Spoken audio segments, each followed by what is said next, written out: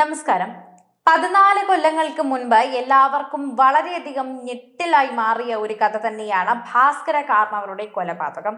പ്രമാദമായ ഭാസ്കർ കാർണവരുടെ കൊലക്കേസിൽ ജീവപര്യന്തം തടവിന് ശിക്ഷിക്കപ്പെട്ട ഷെറിനെ ഇന്നലെ ജയിലിൽ നിന്നും പുറത്തിറക്കാനുള്ള മന്ത്രിസഭായോഗം തീരുമാനിച്ച വാർത്ത എല്ലാവരും കണ്ടതാണ്. ഇതിന്റെ പിന്നിൽ ഇടതുമുന്നണി നേതാവാണെന്നുള്ള ആരോപണം ഇപ്പോൾ രംഗത്ത് വരുന്നുണ്ട്. ശക്തമായ രീതിയിൽ തന്നെയാണ് ഇതിനെക്കുറിച്ച് പറയുന്നത്.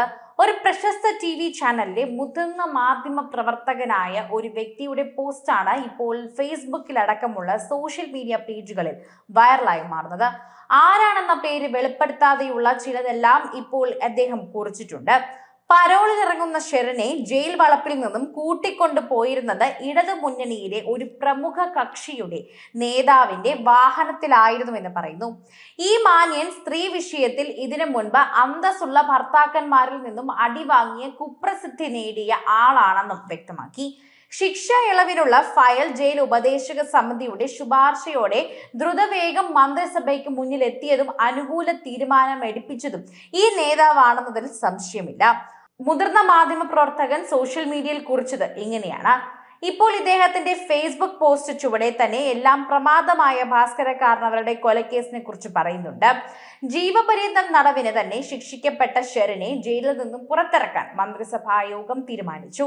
ഇനി ഗവർണറുടെ അംഗീകാരം കൂടി ലഭിച്ചാൽ മതി. ഷെറിന് ശിക്ഷാ ഇളവ് നൽകാൻ തീരുമാനിച്ചത് അവർ 14 വർഷം തടവ് പൂർത്തിയാക്കിയത് കൊണ്ടാണെന്നും അവരൊരു സ്ത്രീയാണ് എന്നും അവർക്കൊരു മകനുണ്ട് എന്നതും അതുപോലെ ജയിലിലെ നല്ല നടപ്പാണെന്നുമാണ് പറഞ്ഞത്. കേരളത്തിലെ ജയിലുകളിൽ 14 വർഷം കഴിഞ്ഞിട്ടും തടവ് ശിക്ഷ അനുഭവിക്കുന്ന ഇതിലും വലിയ സ്ത്രീകളും പാവപ്പെട്ട ആളുകളുമുണ്ട്. മന്ത്രിസഭയ്ക്ക് അറിയാത്തത് കൊണ്ടാണോ? അപ്പോൾ ഷെറിൻ എന്താണ് പ്രത്യേക പരിഗണന? അട്ടക്കുളങ്ങര വനിതാ ജയിലിലെ സ്ഥിരം പ്രശ്നക്കാരിയായ തടവുകാരിയായിരുന്നു ഷെറിൻ.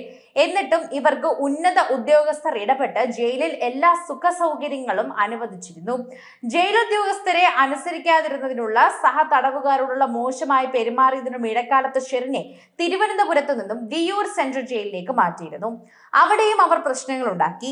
പോയ വേഗത്തിൽ തന്നെ തിരികെ അട്ടക്കുളങ്ങരയിലേക്ക് അവരെ എത്തിച്ചു. ഷെറിൻ രാജകുമാരി കണക്കെ വന്നത് ഉന്നത ഉദ്യോഗസ്ഥർക്ക് ചിലർക്ക് ഇവരോടുള്ള മമത കൊണ്ടായിരുന്നു. ഈ ഒരു സ്വാധീനത്തിൽ ഷെറിൻ അടിക്കടി പരോൾ ലഭിച്ചിരുന്നു. 6 വർഷത്തിനിടയിൽ 444 ദിവസമായിരുന്നു പരോൾ ലഭിച്ചത്. 22 പ്രാവശ്യമായിട്ടായിരുന്നു ഈ ദിവസങ്ങളെല്ലാം ലഭിച്ചത്.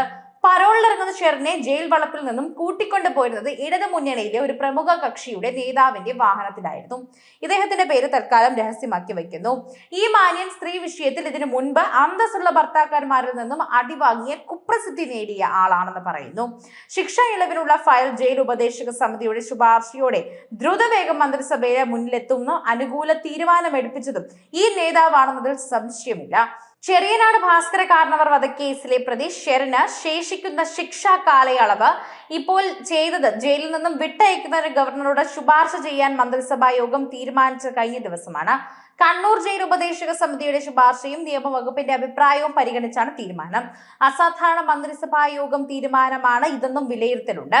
ചെറിയനാട് തുരുത്തിമേൽ കാർണവേഴ്സ് വില്ലയിൽ ഭാസ്കര കാർണവരെ കൊലപ്പെടുത്തിയ കേസിൽ മരുമകൾ ഷെറിന് 3 ജീവപര്യന്തം തടവാണ് ഇവർ നൽകിയത്. അന്ന് മരിച്ച കാർണവർക്ക് 66 വയസ്സായിരുന്നു. 2010 ജൂണിൽ മാവേലിക്കര അഡീഷണൽ സെക്ഷൻസ് അതിവേഗ കോടതിയാണ് വിധിച്ചത്. ഇത് ശിക്ഷ ഒരേ കാലയളവിൽ അനുഭവിച്ചാൽ മതിയെന്നും വിധിയിൽ ചൂണ്ടിക്കാട്ടിയിട്ടുണ്ടായിരുന്നുവെന്ന് പ്രത്യേകമായി പറയുന്നുണ്ട്.